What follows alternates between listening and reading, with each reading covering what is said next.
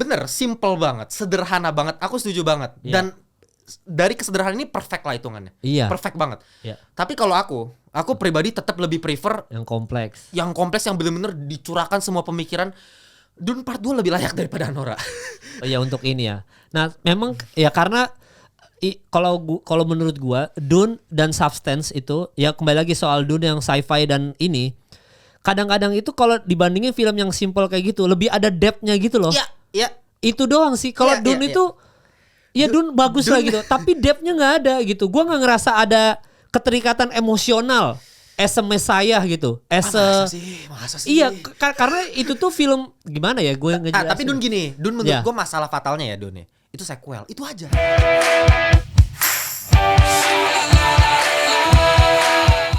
Seperti biasa teman-teman, buat yang mau nonton konten ini kita akan spoiler parah. Jadi kalau kalian mau cabut sebelum pembahasan dimulai, silakan banget.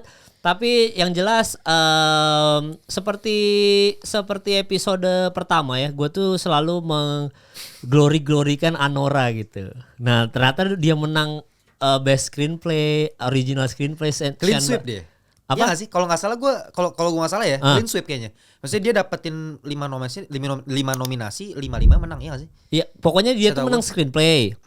Kalau nggak salah kostum ya, apa pokoknya screenplay, best actress, director, best picture. Gue tahu 4, ada satu lagi ya? Nggak tahu deh, lupa gue. Coba Pokoknya gua dia sambil cek seingat ya. gue dia clean Iya. sweep. Jadi di mana dia dapetin nominasi, dia di situ menang terus gitu. Iya, clean sheet ya. Coba kita lihat ya. Film entusias gue tuh follow-follownya tuh. Film entusias nih. Kita lihat Anora itu, wah gua nggak ada ininya lagi tuh. Ya, dia itu ya kayaknya 5-5-nya ya. Anora tuh ya menang semuanya clean sheet ya. Seingat gue. Soalnya kayaknya tuh satunya lagi Apa? best Satu lagi editing. Editing Anora, Bangke tuh, iya. editing tuh. Gua nggak ketemu lagi. Saingannya sama Conclave sebenarnya. Editing Iya, tuh. dia best Antara editing. yang mau fase lambat atau fase cepet nih. Ternyata yang menang si Anora nih. Iya, Anora. Ya kan? Jadi 5-5-nya dapat, gila emang. Gila nih, ini Bangke nih. film langsung clean sheet ya. Tapi kalau lu pribadi, kan lu baru nonton Anora juga berapa hari yang lalu kan? Ya. Persis Gimana? sebelum gue live reaction. Jadi kan gue, buat yang kalian nggak tahu ya, gue tuh live reaction Oscar pagi-pagi ya. Kalau saya jam berapa? 6 subuh ya. 6 subuh. Di Disney Plus kan. Gue pagi-pagi. Malamnya itu kan gue sebelum live juga. Oh iya. Sabtu malam tuh gue selalu live. Sabtu tuh Minggu, gue lupa. Minggu kalau nggak salah. Minggu malam tuh gue live. Abis itu gue abis selesai live langsung nonton Anora. Nonton Aurora. Gue cuma tidur 1,5 jam live lagi, gila. Pagi-pagi kan. Iya, jadi Anora gue baru nonton. Dan gue akuin ini film bagus gitu. Gak ada yang bilang ini film jelek. Apakah layak Oscar?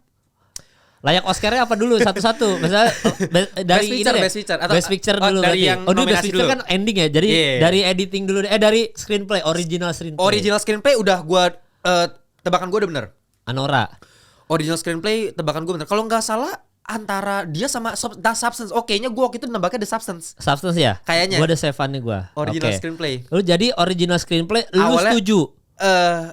Bisa setuju, maksudnya bukan yang kayak gue ini yang harusnya nggak dia gitu, nggak juga sih. Cuman memang gue lebih preference gue kayaknya lebih ke The Substance deh. The Substance ya, oke. Iya. Gue mana sih catatan gue? Gue kan tadi gue simpan ininya yang best picture tuh apa aja Nominasinya sih ya? nominasinya. Cuma berarti lu setuju Anora tuh ya untuk original screenplay ya? Iya, meskipun kayaknya gue tetap lebih The Substance gitu, karena kalau kita ngomongin screenplay berarti kita ngomongin cerita ya kan. Oke. The Substance itu buat gue jauh lebih konsisten dari awal sampai akhir. Oke. Anora ya buat gua yang bikin dia bisa menang sampai 5, bahkan best picture dia juga bisa menang. Iya. Menurut gue tuh endingnya doang. Oh, nah itu pembahasan gue tuh. Iya. Gimana, setuju nggak? Kalau menurut gua gak ada ending yang gak bakal bisa menang. Iya, kalau ending itu ya itu baru mau gue bilang sama lu. Makanya gue biarin lu dulu nih. Oke. Terus yuk, best Itu berarti screenplay ya. screenplay. Masuk ke editing. Lu setuju nggak? Nah, editing yang tadi gue bilang saingannya sama Conclave kan. Iya. Nah, ini tergantung preference gue bilang nih kan. Lu mau pilih yang editingnya kayak Uncut Gems, yang modelnya kayak Anora kan nih tak tense terus kan. Iya. Ya nggak berhenti tense. Terus tambah komedi lagi, tambah apa lagi, rusuh kan, barbar. Iya. Conclave lebih subtle, lebih tenang, lebih dialog satu-satu. Tergantung selera, preference. Oke. Cuman gue ngerasa gini. Kayaknya Dune tuh masuk di editing juga ya, kalau Gue nggak salah. lupa deh. Tapi tetap buat gue antara Conclave sama Anora top of mind-nya gitu. Oke. Nah, Buat gua, kita harus menilai kalau misal kita selain preference ya, selain kita ngomongin secara selera ya, kita harus ngomongin secara tematik filmnya. Jadi apakah editing ini mendukung tema filmnya, mendukung inti cerita filmnya? Nah, apakah Anora melakukan hal yang seperti itu dengan editing cepatnya? Gua nggak ngerasa itu. Gua lebih ngerasa pemilihan editingnya itu lebih ke stylistic choice gitu, kayak artistic choice. Kayak mungkin si Sean Baker sutradaranya mungkin dia kan editor juga setahu gua. Dia editor, jadi dia memang mungkin lebih suka ke arah yang seperti itu gitu, dengan editing cepetan seperti itu. Nah, kalau Conclave, menurut gua editing yang selalu dia tunggu, ya kan? Dia selalu tahan lama. Kalau misalnya ada plot baru masuk nih, ternyata ini nih misterinya kebuka nih, ditahan dulu kan? Tahan dulu, pacingnya menurut gue itu sesuai dengan topik, sesuai dengan temanya. Kalau Conclave itu kan menurut gue memang ngomongin, gue udah pernah review juga Conclave. Intinya itu ya di khotbahnya si Cardinal Lawrence kan, yang dia ngomong ini semua mengenai ketidakpastian. Gitu. Kita nggak boleh pasti gitu. Kita memang harus paus yang terpilih itu harus punya ketidakpastian ini. Gitu. Karena dia harus bergantung sama Tuhan. Nggak boleh terlalu overconfidence gitu kan. Gitulah ibaratnya. Nah, itu disimbolisasikan lewat editing yang menurut gua. Yang dimana selalu ada ketidakpastian. Ya kan? Ketika ada misteri yang dibongkar, tahan dulu, kita hold dulu, baru misteri masuk di scene berikutnya gitu. Nah, itu yang menurut gua kenapa Conclave lebih layak. Kalau gue kayak lebih prefer Conclave. Kalau gue sih memang tadi kan lu udah mention soal Anora Inner Rush gitu-gitu kan. Si editing tuh emang gue sampai sekarang itu masih respect sama editingnya Whiplash ya. Karena waktu itu Whiplash itu kan menang best editing juga. Whiplash karena memang Whiplash ini adalah film yang ngedit filmnya itu rimanya itu kayak ngikutin musik jazz. Jadi kan musik jazz kan? Musik jazz tuh endingnya kan harus klimaks. Jadi tengah pelan, kenceng, pelan, abis itu naik lagi kenceng, udah klimaks gitu kan. Sesuai dengan filmnya Whiplash, endingnya tak habis kayak main musik beneran gitu. Makanya dia menang best editing. Nah kalau Anora itu masih bisa gue belain. Conclave emang top notch lah. Itu film, ini sudah buka puasa ya teman-teman, jadi kalau gua ngomong kasar udah berbuka ya. Gitu. Itu film anjing sih, gua akuin sih itu emang kampret banget Conclave. Cuma Anora ini kenapa tipe tadi lu udah bilang kenapa editingnya dibikin cepat Inner Rush. Karena kalau lu lihat ceritanya, dia itu pengen cepat kaya dengan cara singkat. Dia itu kan prostitut. Udah pasti. Terus dia ini kan Cinderella story doang. Prostitut, ketemu anak orang kaya, pengen kaya instan, terus dia ninggalin teman-teman, bye gitu-gitu, ninggalin temannya di prostitut itu. Terus dia tiba-tiba jadi kaya, terus nggak bisa kan ternyata kan.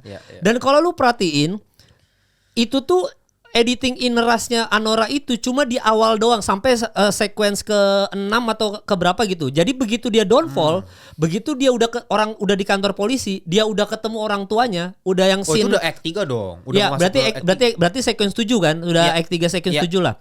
Ketika dia nonton berdua sama si botak itu, nonton berdua. Nah, itu ganti, itu semua switch kan tiba-tiba. Langsung melambat kan? Iya, tiba-tiba fase lambat. Langsung fase lambat lagi. Kenapa dia fasenya jadi melambat lagi? Karena itu adalah baik yang bikin film tuh anjing banget, karena lu bisa bikin bahkan yang terakhir scene ending aja yang dia cipokan yang dia mau have sex lagi itu tuh kan kayak lu nyatain cinta ke gue, ke Anora, kayak Anora tuh kayak fucking bullshit, lu sama kayak cowok-cowok yang lain kok, ya udah lu cuma mau seks doang kan, ya udah gue ladenin lu seks, and then dia nangis karena dia tahu si anjing balik ke realita lagi gitu. Jadi yang tadi temponya cepet tok gitu, tiba-tiba begitu sampai ke kantor polisi dan udah masa tenang, udah kembali nonton di rumahnya dia yang mewah itu, rumah Rusia itu yang mewah, itu lu perhatiin quiet banget, santai. Switch tiba-tiba memang berubah total. Ini kayak cerita yang berbeda kan. Ini kayak film dalam film. Ini film yang beda lagi sama si Igor itu kan. Si Igor itu. Tapi balik lagi berarti mendukung argumen gue yang di awal, yang dimana Anora ini bisa Oscar karena endingnya kan. Iya itu benar, karena dia switch di situ. Maksudnya itu ending. Oke, tapi kalau itu mungkin nanti ada pembelaan masing-masing dari netizen juga. Kalau Conclave juga nggak bisa didebat soalnya. Menurut gue itu juga top notch lah. Cuma itu film dialog per dialog, tapi gue se-enjoy itu nonton tuh cuma Conclave doang.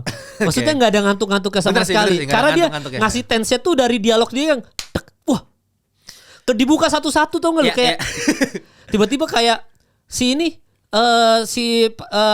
Suster itu didatengin sama si ini. Oh begitu ya. Kayak kita tuh baru Baru tahu nanti kita udah sampai ending aja kita masih dibuka satu misteri lagi terak. Gue sampai nonton di bioskop, anjir masih ada rahasia lagi ya. Masih ada rahasia lagi. Dan maksudnya imajinasi yang dibangun dari awal, yang dibangun ke arah yang mungkin kita awalnya mikir itu, ternyata salah. Ternyata bukan seperti itu. Bukan seperti itu. Ternyata ini kayak something else kayak. Ya kayak absurd kita banget. Kan seolah-olah kayak enggak dia yang terbaik. Ternyata begitu kita kasih dia yang terbaik, dibongkar aibnya. Jangan lagi. Dia deh. Mungkin yang tadi kita kira villainnya dia yang terbaik. Enggak, dibongkar juga satu. Dikasih. Oke, harapan kita sama si Doi nih, sama si tangan kanannya dia. Dibalik lagi sekali lagi kan, sampai dia nulis namanya dia sendiri itu, gue kayak, wah, main ego nih, udah mulai nih, udah. Oke, gue pilih lu yang terakhir, karena lu yang dipilih sama si ibaratnya paus ya istilahnya ya, yang meninggalnya paus ya kan. Siapa nih yang Benitez? Yang meninggalnya itu, yang meninggal itu istilahnya apa kalau di Kristen? Paus kan? Paus. Ya paus ya kan berarti kan. Yang meninggal kan, yang si paus yang meninggal ini kan nyuruh si paus terakhir ini untuk jadi paus kan, karena ada maklumat apa kayak semacam paus terakhir maksudnya si yang itu yang cewek yang ternyata cewek Benitez. Scene itu penunjukan dia itu jadi kardinal. Oh ya jadi kardinal doang ya. Jadi kardinal itu bawahannya paus. Oh gitu. Iya jadi gini, dia tuh bukannya enggak, paus itu tetap harus dipilih lewat conclave. Iya, dia kardinalnya ya. Dia kardinal. Jadi kenapa semua orang bingung? Kenapa orang-orang di situ bingung? Loh ini orang siapa? Karena ini rahasia yang seperti yang tahu kan, dia kan kerjaan dia itu kan pelayanannya di Afghanistan kan, di Kabul kan. Di Kabul ya. Di Kabul. Nah, makanya identitasnya dirahasiakan. Makanya kardinal yang lain itu nggak tahu. Padahal biasanya antar kardinal antar negara ke negara biasanya tahu. Oh gitu, kardinal tuh gitu. Gitu. Jadi makanya si Benitez ini pas diperkenalin kayak semua pada shock kan, kayak ini siapa gitu loh. Gitu. Iya benar-benar. Nah, itu kan si apa namanya, pas di ending kan kita tahu dia cewek. Editingnya kan ditutup cewek keluar kan, suster keluar itu loh. Itu kan aji kalau wah. Itu kayak dia tuh kayak seolah-olah tuh dari point of view-nya si sutradara dan kita penonton tuh ya kayak ya ini bukan yang gimana, ini dari based on conclave ya, bukannya gua ini enggak kesetaraan gender atau enggak. Tapi intinya adalah si Ralph Fiennes-nya itu dia itu ngelihat ke bawah, cewek itu tempatnya di situ. Cewek itu bukan di posisi kita nih, as a kardinal atau as a paus, enggak. Cewek itu posisinya lu jadi suster dan lu di bawah. Jadi lu lihat dia dari Ralph-nya dari atas pointing dia lihat ke bawah kan, cewek keluar bertiga dari bawah kan. Itu harusnya posisi si Benitez tuh di situ. Cewek itu di situ menurut dia. Ini interpretasi Bang Kemal berarti ya? Iya, karena kan lu bayangin, maksudnya dia lihat ke bawah, cewek si suster nih keluar. Sebelumnya kan dikasih tahu Benitez ternyata perempuan. Bukan perempuan, maksudnya dia punya ada organ apa yang dia tetap punya organ perempuan dan organ laki-laki gitu intersex. Nah, posisinya di situ kan harusnya suster. Jadi dia ngelihat bahwa lu nggak bisa setara sama kardinal kalau lu perempuan, ya lu tempat lu di bawah, lu suster. Nggak bisa di posisi paus dan kardinal gitu kalau gua nangkapnya, makanya endingnya lihat ke bawah. Kalau aku interpretasi beda. Beda tuh. Kalau aku beda. Aku malah nggak ngelihat dari posisi atas bawahnya itu. Oke. Gitu. Kalau aku ngelihat malah dari warna bajunya. Putih.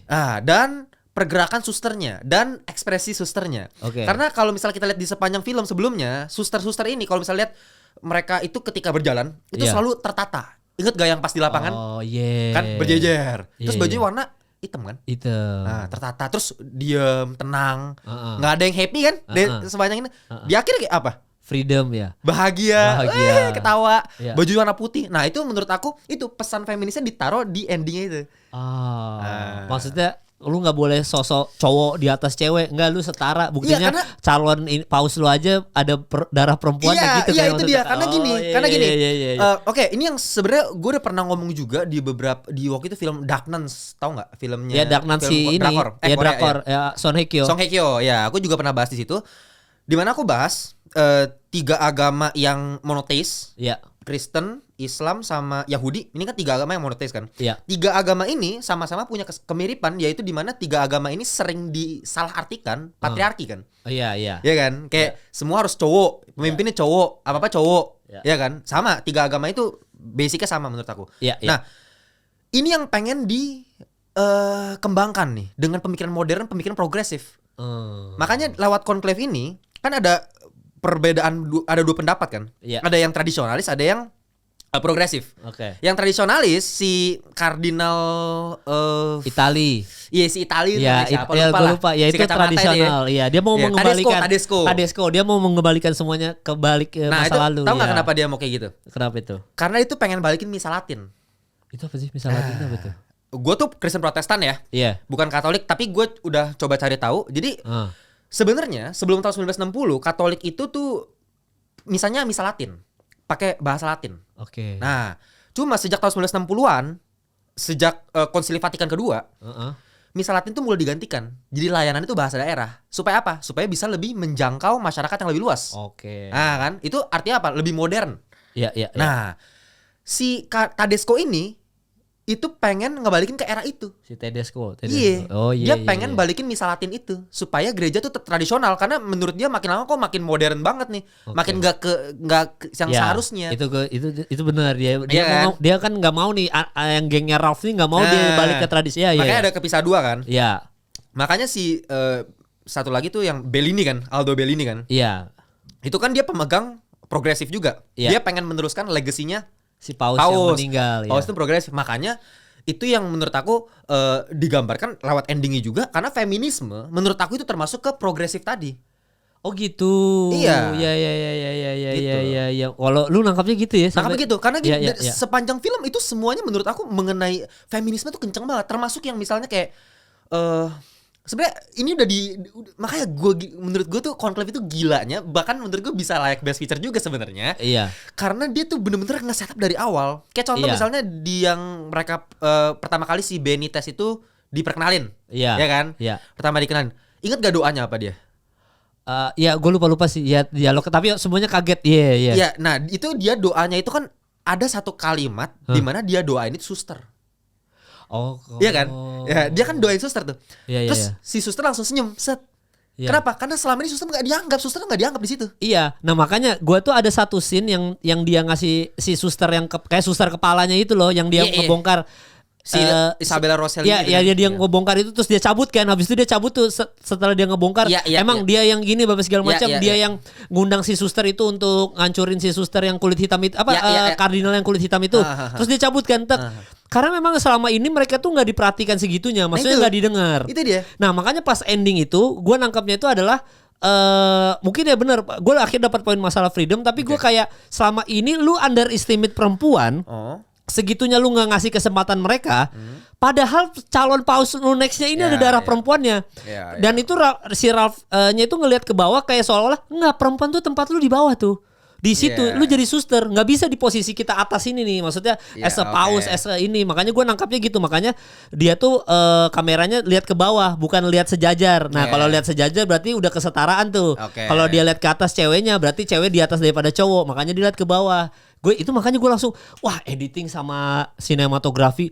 Kalau itu sinematografi yang gue bingung, dia gak masuk nominasi bahkan Conclave. Iya, Conclave ya gak masuk nominasi dia. Sinematografi itu gue kayak what? Yang masuk nominasi adalah Emilia Perez. Sinematografi masuk sih Emilia Perez. Buset, Conclave gak masuk. Kayaknya kalau dibandingin Conclave Emilia Perez, kayak kita lagi nonton apa yang masterpiece terus dikasih Emilia Perez tuh. Tapi kan dibenerin sama Zoe Saldana, dia bilang ini bukan tentang Meksiko, tentang apa yang kayak gitu-gitu, ada speech-nya dia. Cuma memang kalau best editing udah tadi kan kita bahas sudah Anora dan Conclave. Kalau si best cinematography, karena gue jujur belum nonton Brutalis karena aksesnya masih sulit sampai sekarang. Tapi memang kelihatannya dia layak untuk best cinematography. Walaupun di situ kalau nggak salah ada Dune tuh.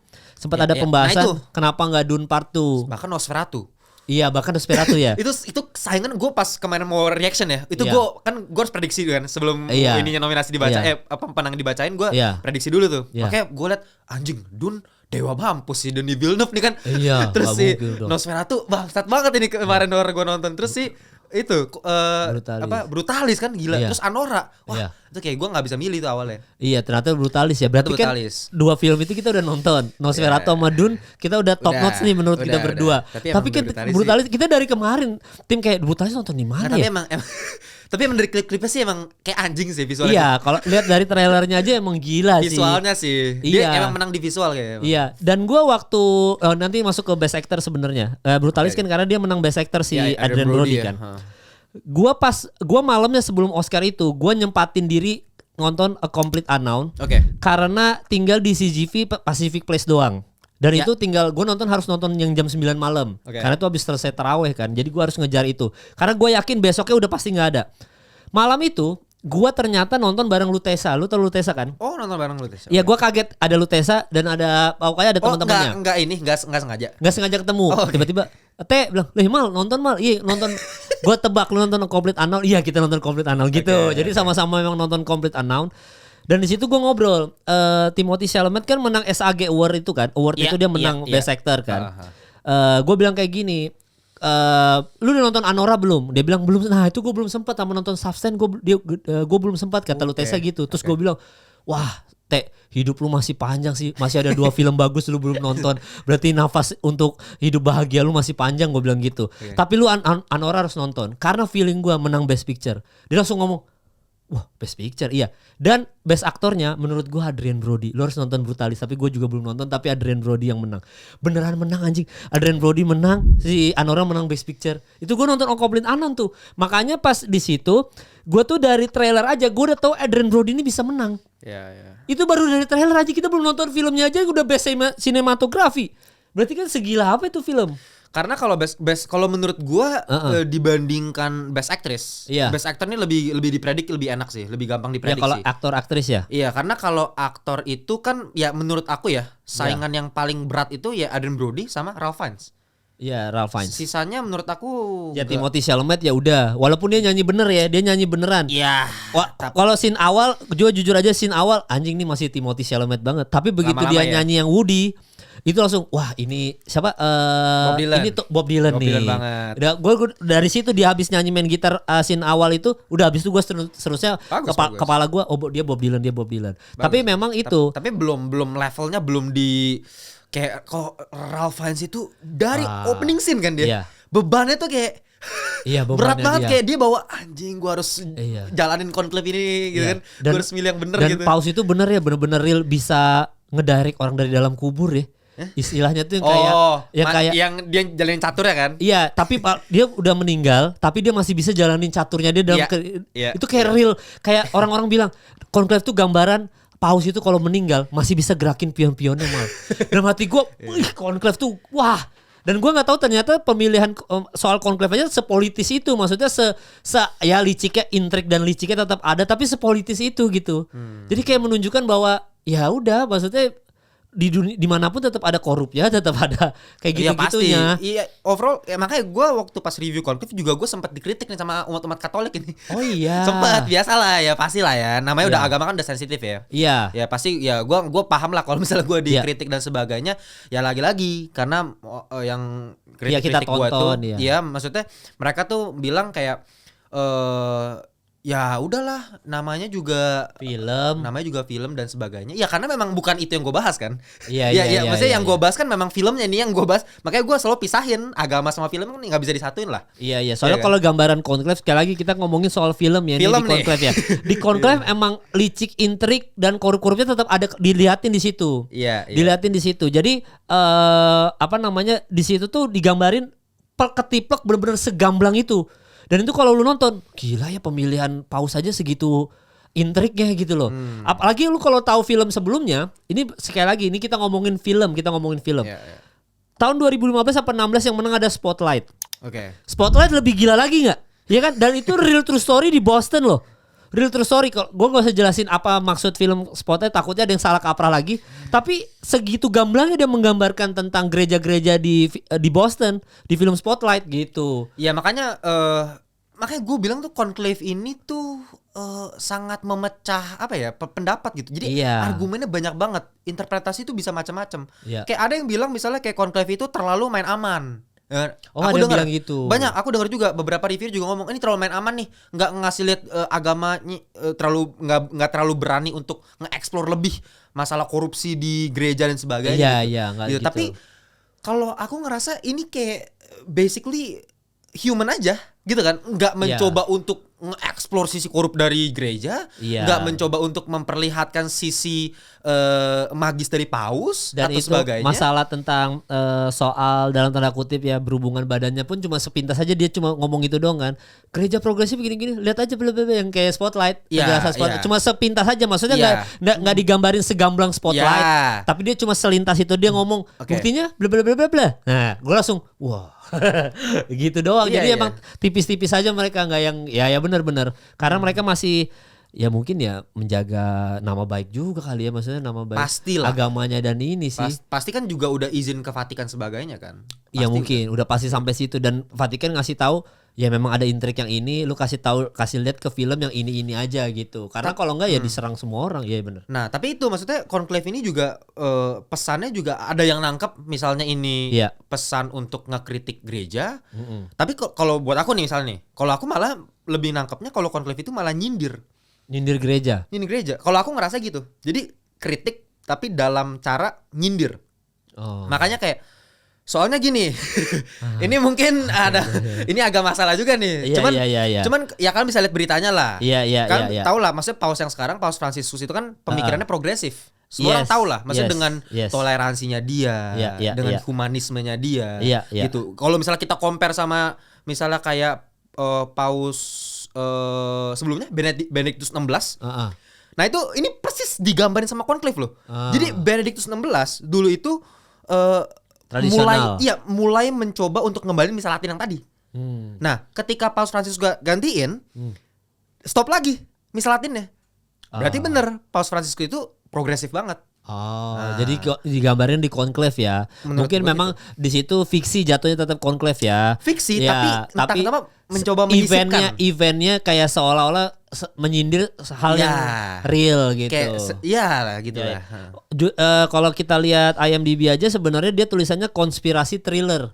Genrenya. Ada konspirasi. Iya, dia tuh konspirasi thriller, baru drama, baru thriller. Jadi dia nyusupkan itu ya supaya mungkin nggak diserang banyak pihak. Kalau ini konspirasi, apa yang ada digambarin sutradara dan penulis konspirasi. Tapi kan ini adapted, berarti kan sebenarnya naskahnya udah novelnya udah iya, ada. novelnya udah ada. Iya, naskahnya udah adaptasi novel. Jadi ya udah. Jadi kan ibaratnya itu sudah inilah udah clear lah dari Vatikan, dari gereja-gereja udah mungkin clear. Tapi kan Hollywood ya begitu. Emang stylenya emang udah spotlight aja mereka berani apalagi kayak Conclave gitu kan. Iya, tapi gue senangnya gini loh. Kalau misal kita lihat Hollywood belakangan ini, yang sering terjadi adalah dia menyusupkan ya agenda yang belak-belakan gitu tanpa ada hal yang jelas. Ngerti gak sih?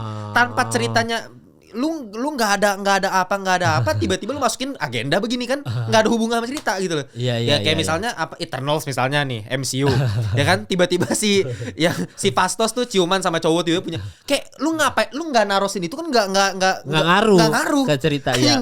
Lah kalau Conclave itu emang pesannya itu memang bagus, emang itu intinya kan endingnya intinya. Conclave gila sih. Conclave tuh gue pas nonton di bioskop wah ini emang gila itu emang.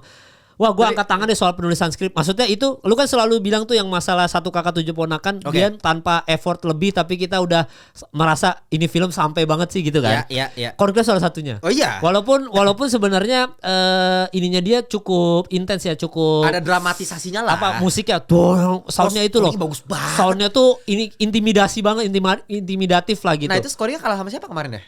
Gue nggak tahu kalau best scoring. Kemarin tuh scoringnya, gue prediksi kemarin Conclave, tapi gue salah prediksi itu kemarin.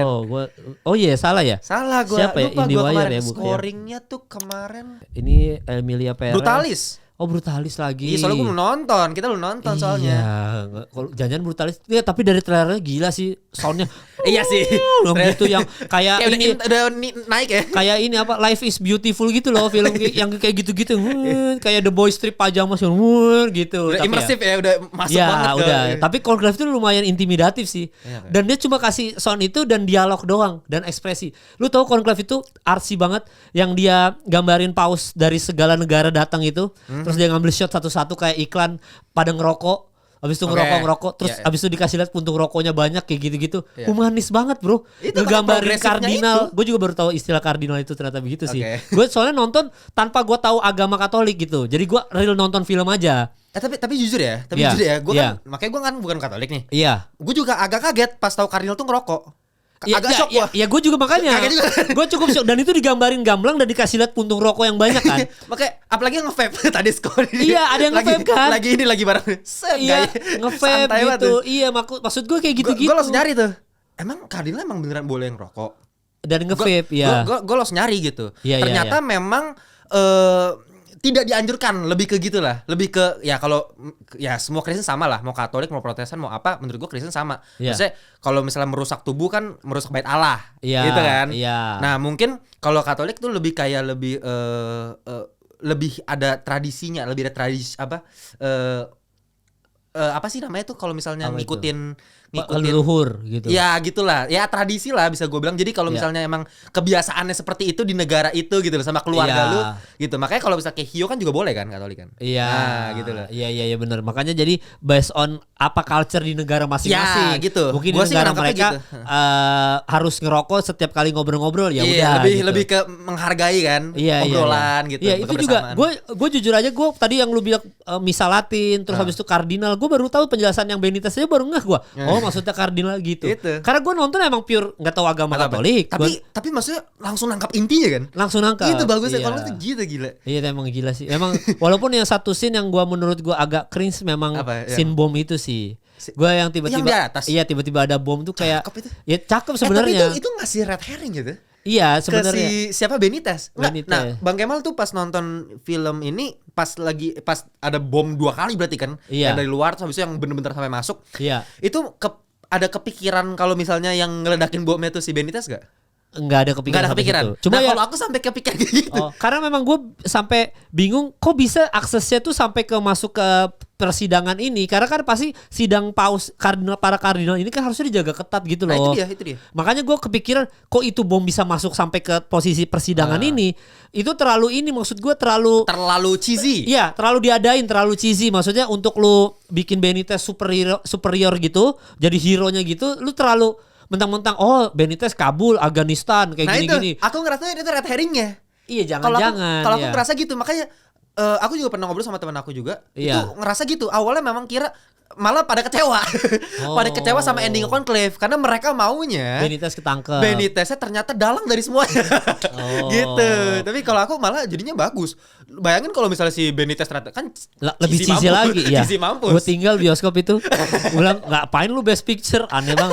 Ya tapi memang gue itu agak mengganggu gue sedikit karena abis itu kan nyambungnya ke muslim kan. Ya maksudnya itu terlalu Hollywood lah. Jadi propaganda lagi. Iya dan terlalu Hollywood. Maksudnya dari dulu story-nya tuh selalu ke situ storyline-nya kan. Ini kita perang lawan muslim, perang sama muslim maksud gue. Ternyata bukan itu yang ini kan. Iya, itu kan kayak film tahun berapa aja dari World Trade Center, maksudnya lu pasti ngarah apa istilahnya tuh ngarahinnya ini ke situ tuh. Nah, apa ya bahasanya tuh kiblatnya ke sana. Bukan kiblat ya, gue lupa. Dia tuh intinya selalu mengarahkan ke orang muslim dan Arab soal pengeboman ini. Makanya dia langsung si Tedesco-nya dia ngomong, kita tuh itu makanya gue harus jadi ini karena kita mau perang lawan muslim. Ini tuh perang tradisionalis dia. Ya itu lu lihat kan dia udah ngebom gitu. Tapi sementara bom kan bisa siapa aja gitu loh maksud gua. Akhirnya Kabul ngomong, apalagi saya ada di Afghanistan, di Kabul, saya udah sering kayak.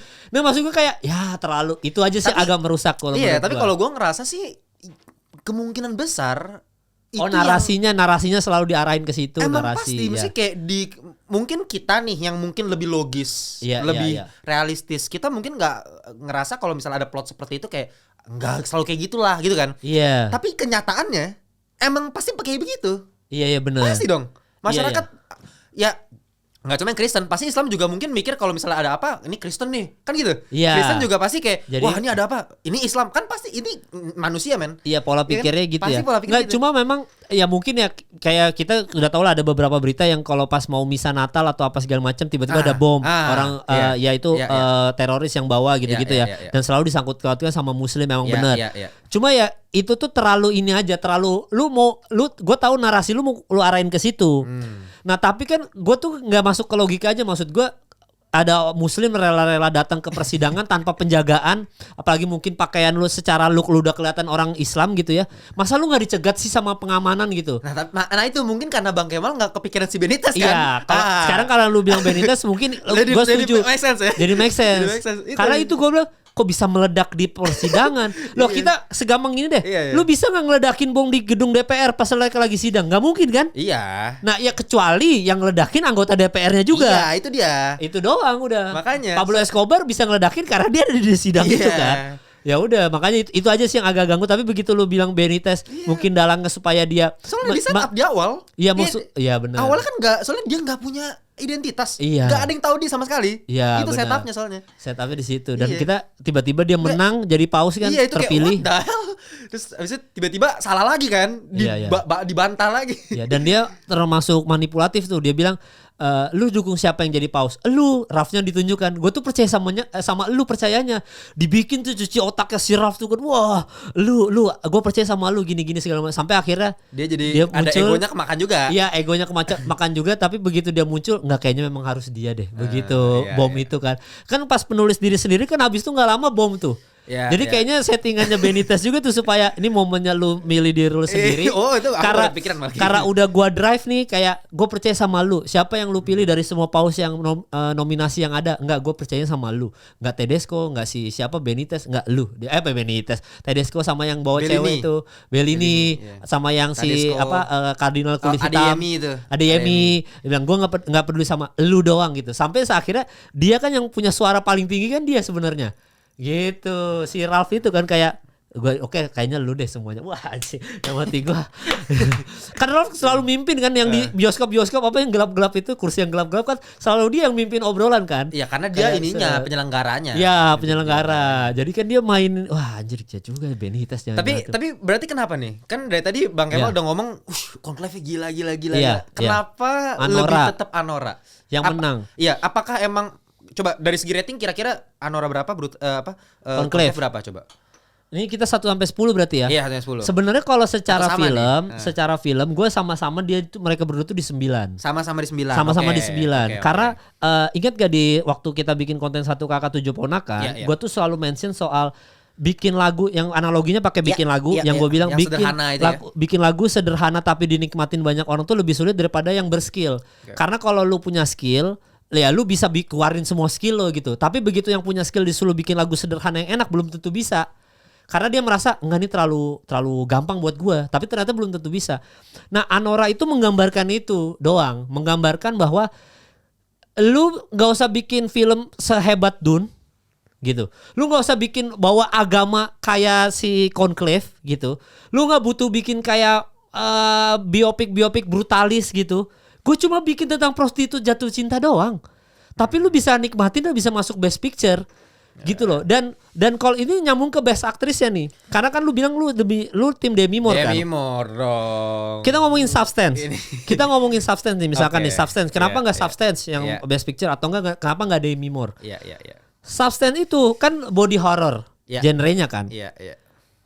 Kalau gue pribadi ya, lebih sulit, kalau gue nanya lu, lebih sulit bikin film kayak 1 kakak 7 ponakan atau kayak Petaka Gunung Gede?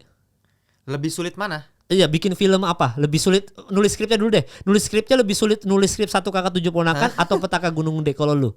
Oke. Lebih sulit mana nih? Lebih sulit mana? Lebih sulit mana ya? Kalau aku sih lebih sulit 1 kakak 7 ponakan. Iya, lebih sulit kan karena lu menaruh perasaan manusia juga di dalam skrip kan. Iya. Kalau horor kayak misalkan Perempuan Tanah Jahanam atau apa, ya lu tinggal nulis skrip, oh nih gue tambahin scene horor, udah dengan suasana yang mendukung udah. Tapi dengan lu dada doang bikin orang nangis itu kan jauh lebih sulit karena lu harus menyentuh perasaan manusia kan. Iya. Nah, Anora itu menurut gua menempatkan hope-nya orang banyak zaman sekarang yang kemiskinan itu gede banget di mana-mana. Lu pengen kaya cepet dengan menikahi orang yang super kaya gitu. Itu tuh kayak apa ya? Kayak menyentuh perasaan banyak orang gitu loh. Itu tuh sulit nulis skrip kayak gitu. Plus kalau substance akan lebih gampang karena lu cuma bilang, "Oh, orang tua diganti sama orang muda." Ya udah lu tinggal nulis skrip kayak, "Oh, ini scene-nya mah scene berikutnya udah jadi muda. Oh ya dia mainin yang muda." Terus habis itu Wah, nggak setuju sih ini gue. Loh iya, karena kalau horor itu kalau di penulisan skrip berkembangnya jauh lebih enak karena kan lu Betul. adegannya Setuju. akumulatifnya lebih gampang karena Setuju. ini yang muda udah mulai mendominasi, akhirnya harus yang tua balik lagi, yang tua ini sampai akhirnya jadi monster. Secara penulisan skrip bukannya gua bilang wah nulis horor bisa nggak lu mal nulis horor kayak gak bisa aja. Ya benar, nulis horor juga sulit. Tapi kalau lu bandingin sama kayak Anora yang di dalamnya itu kayak lu melibatkan perasaan orang, lu menghadirkan soal tentang hope-nya banyak orang bahwa oh ini pengen cepat kaya dan itu adalah apa yang kita hadapi di kehidupan nyata segala macam, lebih observasional aja gitu loh, lebih observasi gitu. Observasi. Nah, ini lah pernyataan observasi itu kan menurut aku terlalu subjektif gitu. Oke. Nah, makanya gini. kalau misalnya Anora ini menang, aku nggak ada masalah. Tapi mungkin memang subjektifnya lagi ke arah sana. Mungkin memang sekarang trennya itu, mungkin pemikiran di Academy ini lebih memilih kayaknya kali ini kita butuh film yang lebih back to reality. Film yang seperti yang quotes yang siapa yang ngomong tuh waktu itu, aku lupa yang dia omongin, kalau pokoknya tell what do you want to tell gitu kan. Pokoknya lu ceritain apa yang lu mau gitu, bukan yang orang lain mau. Lu keluar. Nah, kayaknya aku ngelihat trennya memang lagi ke arah sana. Gitu. Tapi bukan berarti itu yang bagus. Kalau menurut aku gitu. Tergantung masanya aja. Memang tergantung masanya. Kayak misalnya kalau misalnya kita anggap aja, misalnya Godfather ada di tahun 2025. Siapa yang bakal menang? Godfather. Sama film-film tadi, sama Anora misalnya. Sama Substance gitu-gitu. Oke. Nah, itu yang aku bilang, Godfather jauh lebih kompleks dari Anora. Iya kan? Tapi ya kalau misalnya ada yang lebih kompleks, belum tentu yang kompleks ini lebih kalah sama yang simple tadi, yang lebih kena tadi, yang lebih observasi tadi. Ya tapi mungkin karena memang ini lagi masanya. Karena kalau misalnya aku compare tadi, makanya aku compare sama Substance. Substance secara tadi original screenplay kan. Kalau Conclave oke lah, adapted, dia dari novel. Gitu ya. Kalau kita compare sama original, sesama original nih, Substance sama Anora, Substance itu jauh lebih memberikan metafora mengenai keadaan zaman sekarang. Bukan, menurut aku lebih dari itu gitu. Kalau mungkin yang orang lain biasa tangkep mengenai Substance cuman masalah industri, ya kan? Dan beauty, kecantikan, industri memanfaatkan itu, Hollywood seperti apa. Itu hal yang mudah ditangkap, oke. Tapi aku ngerasa lebih jauh lebih deep dari itu, yaitu lebih ke antara masa lu sama masa sekarang. Waktu gitu. Dimana kalau misalnya lu suntik diri lu yang tua, artinya apa? Artinya lu nge-courting, lu ngepotong masa hidup lu di masa depan. Ini menurut aku udah jauh lebih kompleks dari industri gitu. Makanya aku awalnya lebih prefer The Substance. Karena kalau Anora, memang ini bagus banget, tapi lagi-lagi endingnya kan sebenarnya. Dia cuma ngandelin satu kunci di ending gitu. Gitu. Sedangkan dari awal sampai awal ke pertengahan itu cuma nge-build. Nge-build supaya kita tuh bisa into sama karakternya. Supaya kita bisa, menurut aku ini termasuk golongan red herring juga. Anora, iya kan? Kita bahkan kepancing juga. Wah, apa jangan-jangan si Ivan ini bener-bener seperti pangeran yang ada di Cinderella, kan gitu kan? Karena ketika kita lihat di awal, wah, ini PSK nih hidupnya kayak begini, ngaco kayak begini. Tiba-tiba dia ketemu satu cowok yang beda di antara cowok sama cowok yang lain. Dia beda, dia polos, anak kecil, kayak masih apa ya? Gak mikir yang macem-macem. Dia cuma pengen bahagia. Dia seneng sama si Anora, ya udah dia ngajak ini, bahkan dia sampai ajak merit. Meskipun aku ngerasa pas lagi dia ngajak merit itu, dialog itu, aku ngerasa nih nggak make sense banget sih. Anora tiba-tiba mauin aja. Kalau si Ivan yang ngajakin merit, gitu masih make sense. Anoranya mau, itu menurut aku agak nggak make sense di situ. Nah itu makanya pas scene itu tuh yang humanis banget, yang manusiawi banget, bahwa ada orang kaya di mana lu no hope, lu juga benci dengan pekerjaan lu sebagai prostitut, lu benci dengan circle toxic ini, tiba-tiba ada savior, itu tuh kan manusia banget ya, kayak gue mau, lu serius kan, dia nanya dulu lu serius nggak gitu, dan si Ivan mukanya juga berubah kan, aktingnya kayak serius. Nah itu kita kepancing gitu kan, humanisnya itu dapet, jadi yang perasaan kita tuh dimainin itu dapat di situ, kayak ya gue kalau jadi Anora juga gue pengen sih kalau ada let's say gimana ya, misalkan anak Donald Trump ngelamar gue, ya gue juga iya sih gitu. Kalau aku enggak sih. Maksudnya kan soalnya apa ya, ini kan dia baru kenal soalnya. Awalnya gitu mungkin, nah tapi ketika aku mikir lagi, maksudnya si Anora ini hidupnya kayak begini dulu gitu kan. Kan dia nggak punya kehidupan, terus dia ketemu satu orang. Nah makanya ketika actingnya coba bagus banget, by the way ya kan, bagus banget.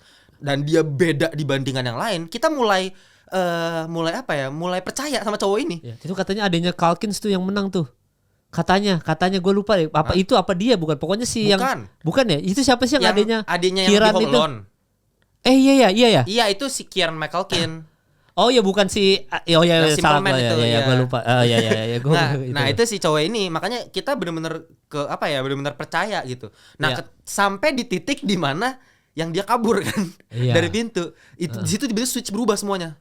Ya kan? Di situ switch berubah kayak ini tapi kita awalnya ketika si Mikey Madison ini masih terlihat punya hope. Ya kan, dia masih kelihatan kayak masih mau percaya sama si suaminya ini. Ya kan, bahkan sampai di akhir ketemu mamanya pun. Ingat gak yang ketemu sampai udah ini.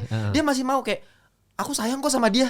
Nah, kan kita masih ngerasa kayak ini kayaknya masih ada apa ya, kemungkinan, masih ada chance mereka bisa tetap bareng. Iya kan? Iya. Tapi ya kenyataannya gitu, realita nggak berjalan begitu. seperti itu. Iya. Gitu. Itu yang bikin. Nah, tapi kan itu ada di act ketiga. Itu iya, bukan di X1 X2. X1 X2 masih journey-nya dia. Masih lebih maksudnya hura-huranya. Iya. Ini simple banget, sederhana banget. Aku setuju banget. Dan dari kesederhanaan ini perfect lah hitungannya. Iya. Perfect banget. Iya. Tapi kalau aku pribadi tetap lebih prefer yang kompleks. Yang kompleks, yang benar-benar dicurahkan semua pemikiran. Dune Part 2 lebih layak daripada Anora. Iya, untuk ini ya. Nah, memang ya karena kalau menurut gua Dune dan Substance itu ya kembali lagi soal Dune yang sci-fi dan ini kadang-kadang itu kalau dibandingin film yang simple kayak gitu lebih ada depth-nya gitu loh. Iya. Itu doang sih. Kalau Dune itu ya Dune bagus lah gitu, tapi depth-nya nggak ada gitu. Gua nggak ngerasa ada keterikatan emosional as a Messiah gitu. Masa sih? Iya, karena itu tuh film gimana ya gue ngejelasin. Tapi Dune gini, Dune menurut gue masalah fatalnya ya Dune. Itu sequel, itu aja. Iya sebenarnya sequel. Kalau dia film pertama mungkin ya. Kalau dia film pertama ini menang gue yakin. Iya. Tapi film pertamanya pun tetap gak ada depth-nya. Jadi tuh kalau film pertama soalnya ini karena ini kan novel. Iya. Novelnya si Frank Herbert. Ini novel super genius. Ini novel Dune yang dulu pernah dibuat sama David Lynch. Iya. Ini dewa. Ini cerita dewa, space opera tingkat dewa yang bahkan menginfluence Star Wars kan gitu. Iya. Nah, saking dewanya kita harus split. Bahkan sampai film ketiga, sampai film keempat, sampai nanti. Iya. Jadi franchise. Iya. Based on IP. Jadi mesti cerita itu se-rich itu. Gitu loh. Jadi itu yang jadi fatal. Makanya ketika kita harus pisah, dan Villeneuve harus gambling. Dia harus bikin film pertama dulu yang bosan, banyak yang bilang ngantuk, tidur. Iya, boring. Ya kan, boring. Karena memang build up pendalaman karakter. Jadi kalau misalnya Bang Kemal ngerasa Dune Part 2 kok kurang ini, mungkin karena ini mungkin udah lupa mungkin sama yang pertamanya. Iya. Karena memang yang pertama itu sebenarnya agak susah untuk dipisahkan sama yang kedua. Iya. Dan itu yang menyebabkan Oscar nggak menangin Dune. Iya. Karena sequel dia nggak bisa pisah sama nggak bisa nyambung sama yang pertamanya. Sama kayak Spider-Man. Yang di tahun lalu kan Oscar, aku dukung Spider-Man dibandingkan Boy and the Heron Ghibli. Aku lebih pilih Across Spider-Verse. Wah, itu bagus banget anjing. Across Spider-Verse gila itu kayak wah. Tapi yang menang si Boy. Tapi The Boy and Heron kenapa? Sequel. Dan endingnya juga anti klimaks. Kan mau lanjut ke part berikutnya. Beyond. Jadi anti klimaks ya. Anti klimaks. Iya, tapi memang gitu sih. Karena gue tuh ngerasa genre sci-fi dan horror ini tuh sesuatu yang sebenarnya itu kadang-kadang skripnya tuh kurang depth aja, walaupun kalau Substance masih bisa didebat lah ya. Itu kita masih bisa ngomongin soal ini. Tapi kalau itu tuh masuk ke best actress-nya karena Mikey Madison ini menurut gua adalah ini dia nih. Demi Moore. Kalau lu Demi Moore itu di acting masih gimana ya? Acting horror itu tuh lebih gampang. Iya, gue juga bukan yakin sulit juga ngomongnya kalau lu bilang lebih gampang. Siapa gampang acting horror? Pasti dibilangin lah gitu kan. Iya. Tapi di atas kertas emang lebih gampang ketika lu acting horror. Apalagi kalau lu dibantu make up dengan menjadi tua. Kadang-kadang kalau syuting misalkan kita reading biasa nih ya, kita reading film, kita belum pakai kostum nih, tim. Gue jadi Demi Moore, lu jadi yang mudanya. Kita reading biasa, biasanya belum into ke karakter karena kita masih pakai kaos Megadeth, lu masih pakai baju lu seperti lu Timothy biasanya. Tapi begitu lu di make up tua, kan logat lu jadi otomatis berubah. Itu kan udah mindset kita tuh. Pasti. Ketika kita di make upin tua atau enggak ininya udah mulai begini, Marlon Brando udah mulai ganti rahang supaya jadi kayak bulldog gitu. Mungkin karena make upnya. Jadi berubah kan. Jadi pembawaan kita jadi kita ketua mafia, kita adalah orang tua yang sudah mulai berubah tuh. Mikey Madison enggak perlu itu. Makanya di poster ditulis sama Shane Baker, Mikey Madison is Anora. Dia berhasil jadi Anora. Dia tuh kita tahu lah Demi Moore pernah juga striptease yang pole dance pernah Demi Moore. Kita tahu Pretty Woman Julia Roberts sudah pernah dengan model seperti yang sama. Tapi kita masih melihat sisi Julia Roberts di situ. Kecantikannya as American Sweetheart-nya Julia Roberts masih kita rasakan auranya. Demi Moore pun kita masih ngerasa kayak gitu, kayak lu masih yang manis, lu habis film Ghost apa segala macam lu. Masih kita ngerasa itunya. Anora, Mikey Madison meng-create karakter Anora jadi the real Anora gitu. Dia bikin habitnya dia sendiri, cara ngomongnya dia, gaya-gaya cueknya dia. Itu tuh dia create segitunya sehingga kita bener-bener mencintai karakter itu gitu. Makanya Shane Baker tuh langsung nulis Mikey Madison is Anora itu, dan itu dia tulis di poster loh. Itu tulis di poster karena dia berhasil mentranslate itu dengan segala kesederhanaan itu tapi jadi kompleks. Dan lu bayangin dari awal film tuh kan Anora semua. Tapi satu film itu berhasil ngegiring kita sampai menuju ending yang lu bilang tadi, ini ending anjing banget sih. Cuma Mikey Madison yang begitu gitu. Nah kalau Demi Moore kan lu ada kebagi-bagi kan. Nanti kebagi sama yang muda, nanti balik ke Demi Moore. Walaupun tuh masih bisa didebat, ya kan bang. Itu banyak aja film yang menang-menang, nama juga Best Actress kan, bukan aktornya gitu-gitu. Tapi Anora, Mikey Madison itu dari awal itu dia yang ngebawa film gitu. Itu dia nge-carry film itu dia. Bahkan Shane Baker tuh harus berterima kasih sama Mikey Madison karena film itu jadi sebagus itu ya karena Mikey Madison gitu. Lebih tepatnya berterima kasih sama Tarantino ya. Karena dia yang ngebawa si Mikey Madison. Iya ke Once Upon a Time in Hollywood. Iya. Jadi gue selalu gitu. Gue selalu bilang Mikey Madison ini kalau gue ganti, misalkan let's say supaya gampang, gue ganti Luna Maya dapet nggak ya gitu. Kalau gue ganti Dian Sastro kayak gitu. Jadi menempatkan itu. Tapi kalau Dian Sastro main substance kayaknya masih dapet. Dia nah iya karena lu cuma karena kan lu cuma butuh acting ya, envy sama anak muda kan, sama orang yang dia lebih muda lebih cantik itu kan lebih gue envy sama lu Tim karena lu lebih sukses dari gue segitu. Tapi ketika lu harus jadi prostitut dan lu Mikey Madison ketika di interview itu dia bener-bener totally different, kayak dia orang baik, kayak sweet banget kan Mikey Madison kalau di interview yang media-media. Bahkan kemarin pas speech juga begitu kan. Iya kan kayak baik banget dia baca. Itu kan berarti kayak dia berkarakter gitu loh. Setuju. Itunya sih, dan dia nge-carry, dia bener-bener ngegendong satu film tuh dari awal sampai ending. Paham. Itu kalau nggak ada Mikey Madison main sebagus itu, ya itu lewat. Makanya kemarin pas gue prediksi juga top of mind udah pasti antara Mikey Madison sama Demi Moore. Karena menurut gue udah nggak ada pilihan. Kalau mungkin Fernanda Torres kan. Fernanda Torres apa ya? Kayak I'm Still Here mungkin ya bener, dia juga sebenarnya bisa kalau misalnya tadi Bang Kemal ngomongin gimana cara supaya jadi orang itu, Fernanda Torres berhasil melakukan itu. Karena ini film juga biopik juga kan. Dan akhirnya nyata. Jadi oke lah menurut gua, mungkin Mikey Madison lebih kontras lagi, lebih bisa bawa karakter depth-nya lebih dalam lagi dibandingkan si Fernanda Torres gitu. Tapi yang gua ngerasa kenapa gua lebih tetap dukung si Demi Moore karena key scene-nya. Biasa aktor sama aktris itu biasa bisa menang itu biasa karena key scene kan. Iya. Scene kunci dalam sebuah film. Nah, di Anora key scene-nya apa? Ending-nya kan. Ketika dia dari yang mau nge-seks sama si Igor tiba-tiba langsung nangis kan, langsung dia tahan gitu kan tangannya kan. Iya itu bagus banget. Oke. Parah itu. Ya, tapi kalau misalnya kita compare sama si Demi Moore, ketika dia berkali-kali ngelihat di kaca, terus dia mulai sekali nggak pede sama make upnya, ganti lagi, lihat lagi, ganti lagi. Nggak tahu ya, gue tuh bener-bener kayak gregetan. Kita bener-bener sebagai penonton tuh dibuat ngerasa kayak, lu apa susahnya sih lu sebenarnya cuma tinggal jadi diri lu sendiri aja, nggak usah begitu-begitu. Gue lebih ngerasa itu. Mungkin di kisinnya sih, di kisinnya ketika kurang. Iya, ketika misalnya lagi di tempat makan yang dia berantakan tuh satu ruangan tuh, dia kan masak-masakan. Itu kan anjing banget tuh, yang sampai dia teriak sampai dia ini rusakin semuanya kan. Itu kayak kontras banget sama Demi Moore yang kita tahu gitu. Bener. Nah itu kalau gue sih lebih lihat di kisinnya sih mungkin sih. Iya, tapi memang kalau lu balik lagi ke soal pembahasan depth kita, si nangis ketika mau seks sama Igor tuh jauh lebih depth, jauh lebih itu dilematisnya lebih. Betul.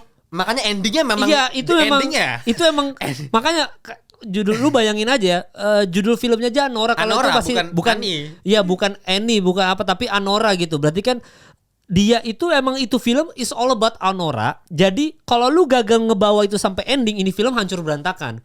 Tapi dia berhasil deliver itu kan, sehingga kita pas ending nih orang anjing nih. Anora tuh emang anjing.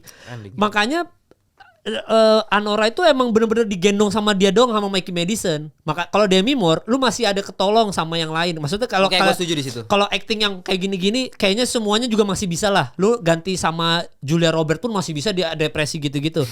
Tapi begitu judul lu adalah Demi Moore, judul film lu adalah Demi Moore, lu kan berarti harus ngegendong satu film, Tim. Satu film yang tadinya kita pikir sederhana banget, ternyata sekompleks itu, bawa sifat humanis. Lu berhasil nge-deliver itu sampai ending.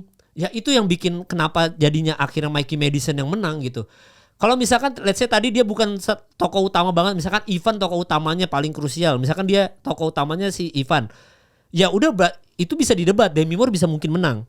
Tapi ketika judulnya udah Anora dan main role-nya emang dia sampai dari scene awal sampai ending selalu ada dia, nggak bisa didebat.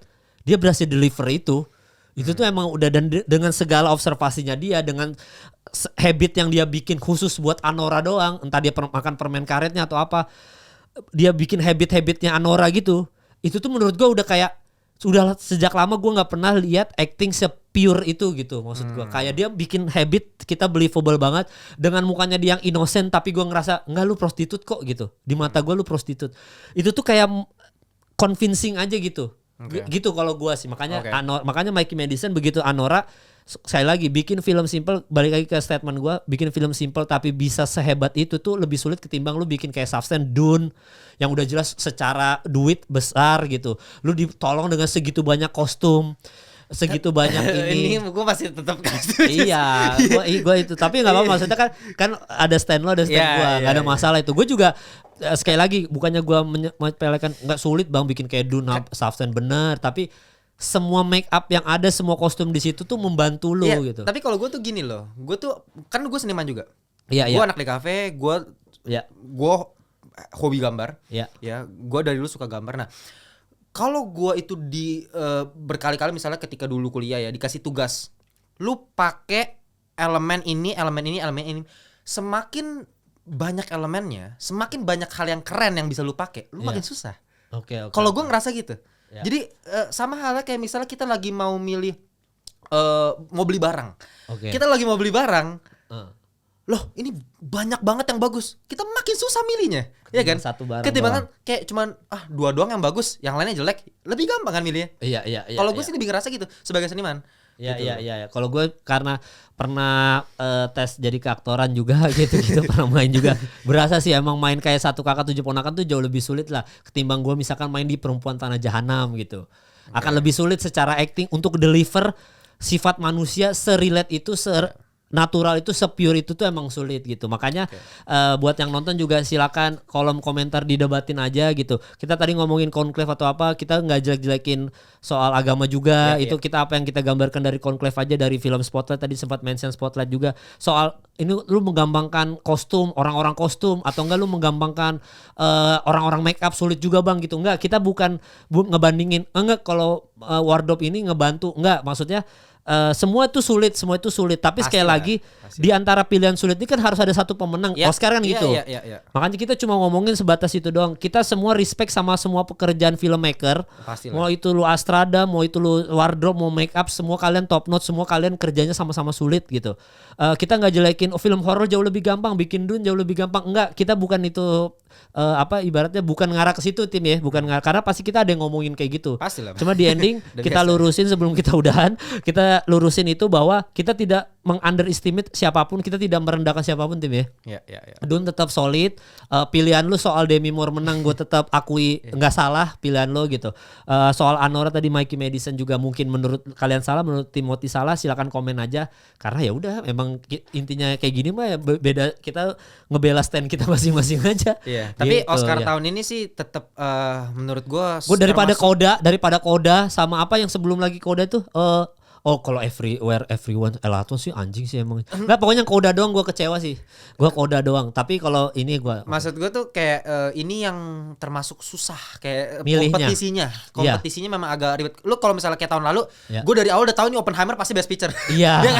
Best Director udah pasti Nolan. Iya pasti. Itu ketebak semua itu. Iya, waktu Revenant Leonardo DiCaprio udah pasti menang. Gitu. Ini memang agak sulit. Makanya sampai detik akhir pun, sampai kayak Best Director udah kepilih kan si Sean Baker. Gue ada hati, wah bangsat nih Anora nih kayaknya nih kalau udah Sean Baker yang menang nih. Tapi gue masih mikir lagi, wah gue masih ada harapan di Conclave gitu kan. Iya, biasanya kan kalau Best Director menang, Best Picture-nya beda. Dibedain gitu biasanya tuh. Tapi kadang-kadang juga banyak yang sama juga. Ya kayak La La Land tuh, waktu La La Land kan dia udah menang Best Director. Nah itu kan kayak kadang-kadang begitu aneh kan. Iya, tiba-tiba yang menang Moonlight kan. Itu emang aneh banget. Iya. Makanya dari awal gue sempet mikir yang kan awalnya gue mau bilang tuh kalau misalnya Emilia Perez menang gue bugil. Itu malah nungguin. Gue masih ada kepanikan di situ. Soalnya takutnya ntar kayak kejadian La La Land Moonlight lagi.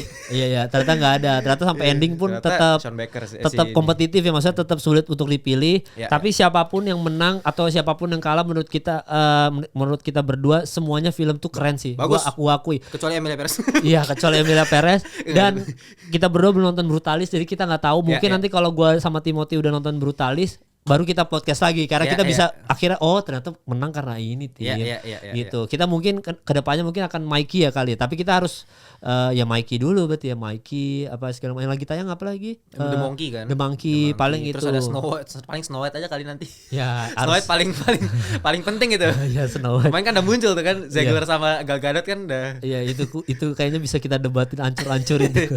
Ya jadi thank you buat Timothy juga, thank you udah nonton episode kali ini. Sekali lagi kalau ada salah-salah di episode ini kami mohon maaf, langsung dibenerin aja di kolom komentar. Oke, thank you.